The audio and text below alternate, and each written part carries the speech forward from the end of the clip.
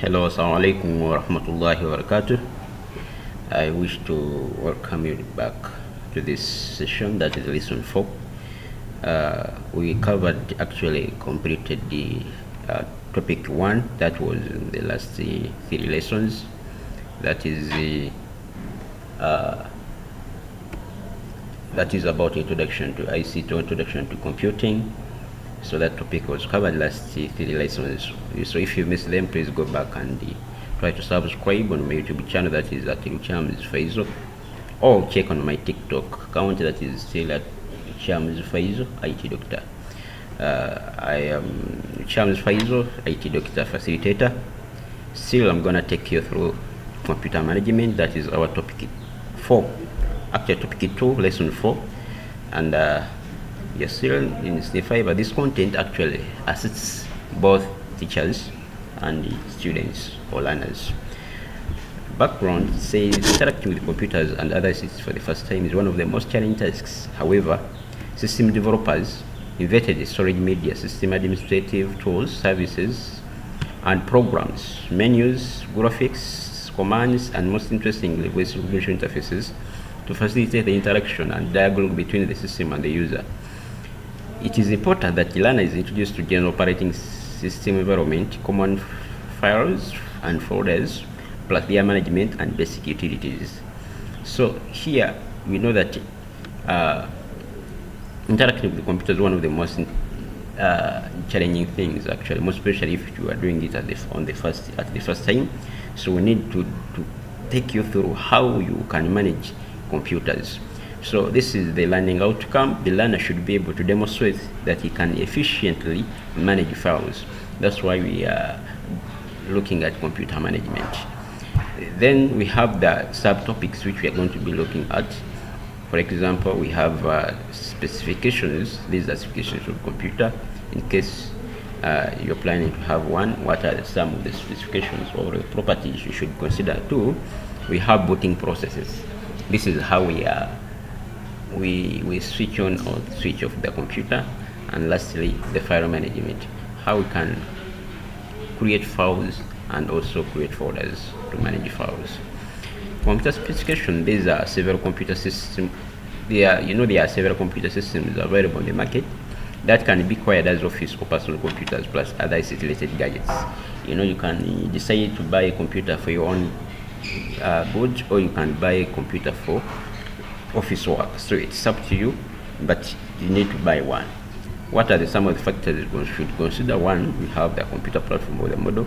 We have very many kind of models or platforms on the market, but as me an IT doctor, you should recommend HP and Dell machines or Dell models because they are compatible and their spare can be got, or company can be got anywhere, and they have been in this business for a long time. So I should recommend that. But however, there are other components or models like Toshiba, we have ASA, we have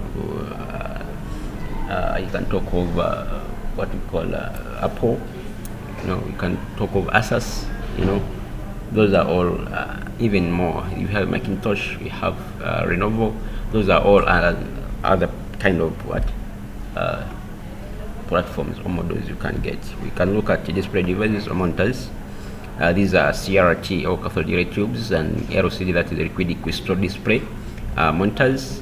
Those are the best. Those are better than actually the CRT. And I wish that if you were to buy nowadays, we always consider or we recommend LCD or what you call LCD screens or monitors. Then we can talk of expansion slots or ports. Expansion slots, these are found on the motherboard. They provide more memory space in the computer. Then ports, they are attached on the motherboard. Ports, like USB ports, like serial ports, parallel ports. You can talk of printer ports. You can talk of audio ports, video ports. They are all found on the system unit, or what we call the housing of the computer.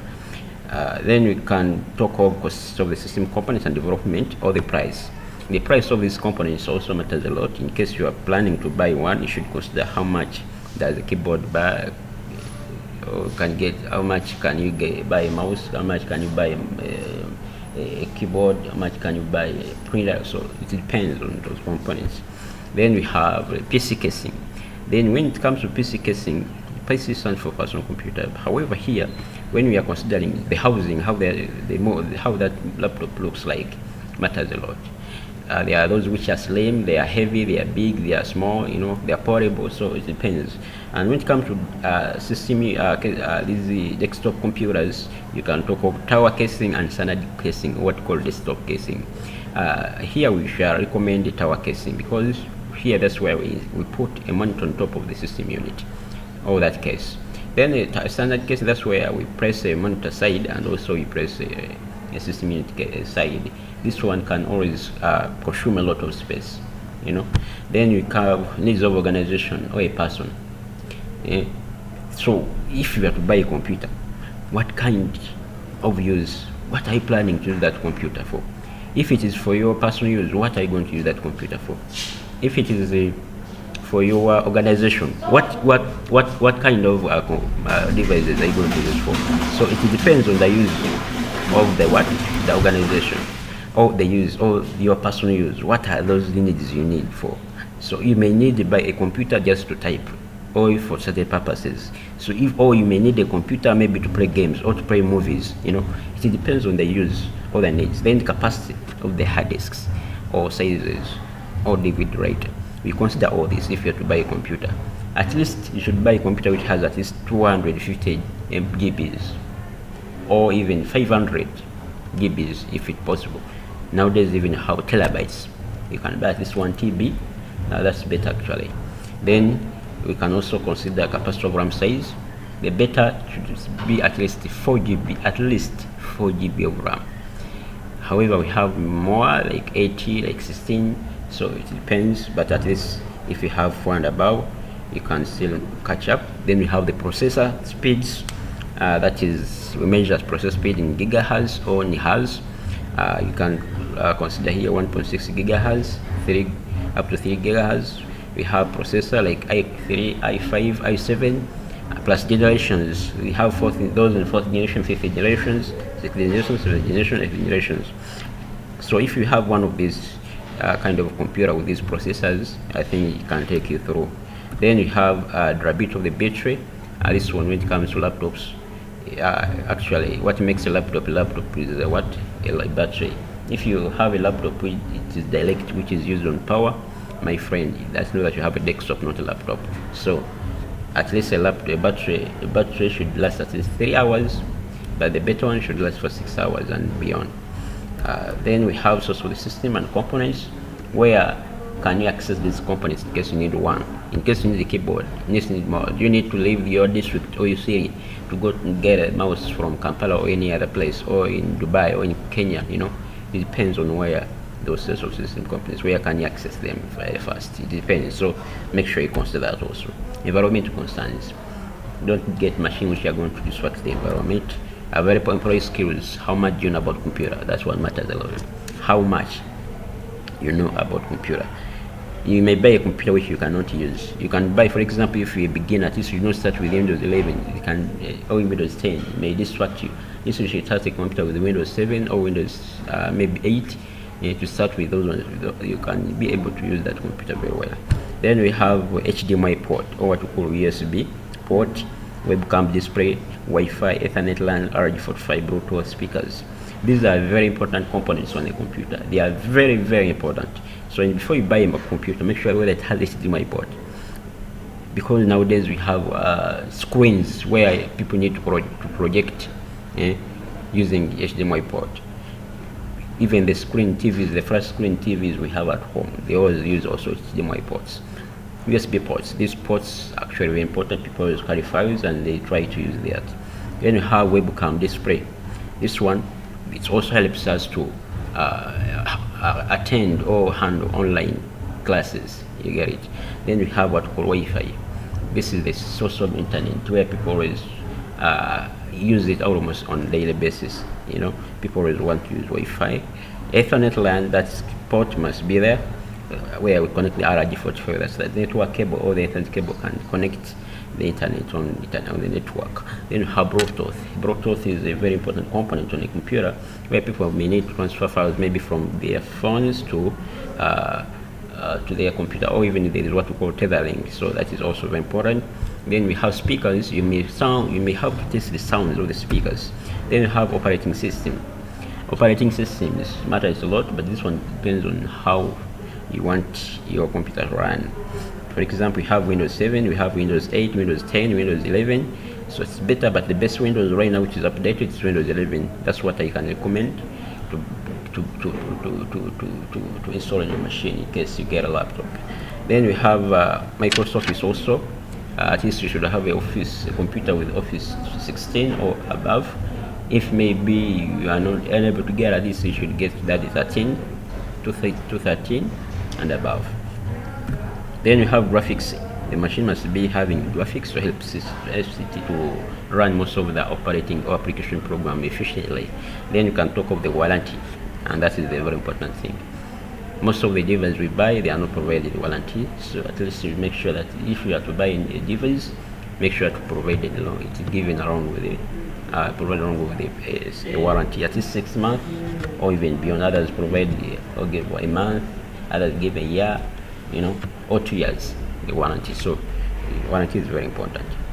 So those are the ways how you can factors you can consider when you are purchasing a computer. Then you have ways of acquiring a computer. After you are understanding what is required for me to get a computer, now we have the ways you can get a computer. How can you get a computer in case you need one? First, we have direct purchase of a computer. Of course, that is obvious. You need to have money. You go to the electronic shop or you go to the computer shops, then you get your machine, you get yourself a laptop or a desktop computer. So that is direct purchase. Then you have hiring of a computer. You can hire a computer. You may not buy, but you hire it from someone. You can hire it for a week, you can hire it for a day, you can hire it for 2 days. It depends on how long you want to use the computer. So that is hiring of a computer. You pay some little money, then you get it.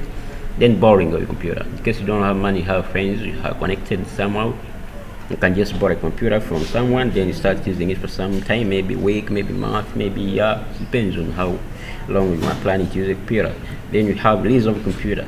Leasing a computer means you're gonna get a computer on agreement. You can maybe pay, you can pay some money in installment. You are given a receipt or an agreement so that you can still use it. Lastly, you can talk of donation. Donating, or what we call donations, are common, and many people who are blessed are already given donations from different people, maybe from abroad, from their brothers, from their sisters, from their loved ones. The people receive donation may receive a donation of a laptop, or a smartphone, if a TV, or anything. So that is blessed. Then we have booting of a computer. So this is where we look at the computer and how to start it and how to switch it off. This is very important lecture or lesson as far as computer management is concerned. Do you know how to switch on a computer? Do you know how to switch off a computer? That's very important. First of all, is the process of starting up a computer, or you can say is the starting or restarting of a computer, because booting means you restart or you start a computer. We have 2 types of a computer. We have cold booting and we have warm booting. Let's look at cold booting. Cold booting is the starting of a computer from its offset, which involves switching on a computer right from the main power supply. Then after you go to the stabilizer, after that if you don't have a stabilizer, you may be having an interruptible power supply, which we call UPS. Then you connect the system unit, then after you connect the monitor. That means the computer will be on automatically after you doing that. And remember, on the system unit on the computer, there is what we call a power button, where you press and the cold booting starts. You can also talk of warm booting, which is the restarting of a computer. This one means a computer has been on, then you try to restart it. That's why it's called warm booting. The machine is on, but you just want to restart. So that's why you call it restarting of a computer. The steps forward, or how to put different components to boot a computer. The steps forward to switch on a computer. First of all, make sure the computer is plugged out of the power source. Don't leave the machine to be plugged in. So make sure it's plugged out of the power source. Then connect all peripherals. Peripherals are devices which are connected to the computer. using cables, that is to and from the devices. So here we talk of the mouse, keyboard, monitors to the system unit. Then we have what we call power cables to the system unit and to that of the monitor. Then plug them into the power source. So after you connecting the power cables to all the system unit and the monitor, then you plug in the power source that we expect. You'll be launching the switching on the power source from the socket. So after switching on the power source from the socket, then what's next? You switch on the power button on the system unit and that of the monitor and wait for the computer to boot. Yes, that's what we should expect. Once you switch on the power button of the system unit and that of the monitor, you just wait for the computer to boot. Now, let's look at the steps involved in the boot process. After you pressing the power button, during that process of waiting for the computer to boot. So this is what happens. That is during the booting processes. 1. Power on and access the BIOS. Once you power on or you press that power button, the computer goes what we call BIOS. BIOS, that is basic input and basic input output system. Then after that, the BIOS, the basic input output system, runs what we call the CMOS. That is the complementary metal oxide semiconductor on the motherboard. Because this one sits on the motherboard, it's pressed there. It is a small battery which is actually in control of keeping the track of current date and time. That's the system time. That's where we update our time and date from. Then we have what we call the BIOS, runs this post power on self test. This one checks whether all the basic hardwares like RAM, disk drive, keyboard, mouse are working properly. That's why it is called post power on self what? On power on self test. It checks whether the devices connected to the computer are working properly. Then you have what we call once the above operations are complete, the BIOS looks for an operating system to load. Of course, once to make sure that the devices are working well, it's going to look for the operating system to load. Then lastly, of course, the operating system then loading. That's when you are saying that those loading, that is if it's Windows 10 or Windows 11. And then if it is Windows 7, they will ask you, they will tell you that welcome, Windows welcome, they will welcome you. Now, this is the system unit, of course, which we'll be looking at. And if you connect, these are the steps we have just looked at. This is the power source. If it is connected, then step 2, you see the processor find the ROM chips that contain the BIOS, of course. After that, then we have seen the BIOS perform what we call the post. It checks these devices which are connected, the mouse, the keyboard, the monitor, whether they're working well, which are connected. If the print also, it can be checked. Then you have the also the post compared to the CMOS chip. Then 5, of course, this one is going to be looking in the hard disk. That's where we store what we call the operating system. So it's going to check in there. If it is connected with the USB drive, of course, it's going to check there also to find out. Then we have receive files loaded. It's going to load the operating system. Then here it shows that the windows are open now. They are loaded. So that is the booting process. Why do we warm boot? And remember, warm booting, we said the restarting of the computer. Why should you boot a computer? What necessitates booting of a computer? 1, new software installation. When you install software, new software often on the screen prompt instructs you to restart the computer.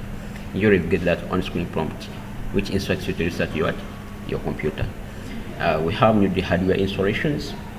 Some hardware like printers attached to the computer might request a reboot to load effectively. So whenever new hardware solutions, whenever you buy a device like a mouse, a keyboard, you may connect them in the computer and they fail to work well, or even to work. So what you do, you need your hardware to restart first before you even take them back to the hardware shops. Then we have what we call updating softwares. Yeah, this is also common. Whenever you update your softwares, operators can trigger reboots as well. Even sometimes it can do that automatically. Sometimes you may be asked, you may get that on prompt message. Then we have during troubleshooting, of course, rebooting may be used by user support Suppose staff or system administrator has a technique to work around bugs in software. When we boot systems necessary when a program encounters an error from which it cannot recover. Troubleshooting means finding a problem and getting a solution in a computer. So when it finds the bug, it make sure that it troubleshoots itself, then it may require onboarding. You can look at switching operating system. On a multi-boot system, a boot is required to switch between solid operating system. You may find that a laptop has two Windows operating system, that is say Windows 7 and Windows 10. So you may need to switch between those two Windows, and you cannot do that except when you do what? You restart. Then we have what we call freezing. These computers always freeze, and the one boot can be necessary when the computer is responding slowly, especially when many programs are being loaded into the memory. So this one may make the computer freeze, and of course you will need to restart your machine. Then you have when a peripheral hardware components fail to function or work. This one you are advised to restart. In case don't rush, don't panic. Once this device, some of the components connected fail to work, just restart first. Then we have when application software fails to work normally or when they respond to any command. Also restart during after installation operating system. Whenever we actually during and after installation of this operating system, there is always what we call normal restarting or one booting. The computer always restarts itself several times. Then we have after changing the use control settings. After changing the use of our control settings, like CMOS bus settings, they'll ask you to change the computer. Even when a user wants to clear a program that are loaded in the memory, you also have to do what? Restart your machine. After installing software, of course, you are advised to restart your machine. Then you have uninstalling hardwares, you also advised to restart. And lastly, the virus scanning.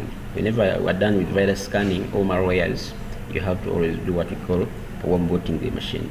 Lastly, let's look at troubleshooting, and we say this is any form of problem solving on a computer system often applied to peripheral products or processes. Whenever you troubleshoot your machine, you have to make sure that you find the problems, and those problems, if they cannot be fixed by the troubleshooting utility, you make sure that you can see a technician. Ways how to troubleshoot. These are some of the things you can troubleshoot any kind of program in a computer. One, we restart the machine, because we have looked at restarting as the most of the important thing. Secondly, you check the electric power cables where they're connected well. Some of us, we always get these problems. Something small can affect or can happen to your machine. Maybe the cable has been plugged out accidentally, maybe by those rats or anything. Then you rush to go to the technician. Make sure you first always check the electric power cables where they're connected well. Listen for unusual sounds. Of course, some computers have unusual sound. Look inside the system for wires that are not plugged in. That also can happen. So make sure you look inside. That is if you're a professional. You are not supposed to look inside the machine or the system if you're not a professional. Disconnect peripheral devices like printers and restart. So this one also advises is an advice. Some devices which are connected to the computer may fail the machine to start. Like a printer, it may be having some bugs. So if it is connected and it's not working, a keyboard, it must be having some errors on the keyboard and fail the machine to start. So please make sure you disconnect some of the devices, then proceed. So that's what I had for you today, and that's the end of lesson 4. So next lesson is going to be about file and folder management. And remember, we are still under computer management. We are still learning how to manage computers. So as usual, you can always reach me on those contacts. That is 6594262, 0759853346. And my email, that is rogerfaiz@gmail.com, and my YouTube channel, that is the YouTube channel.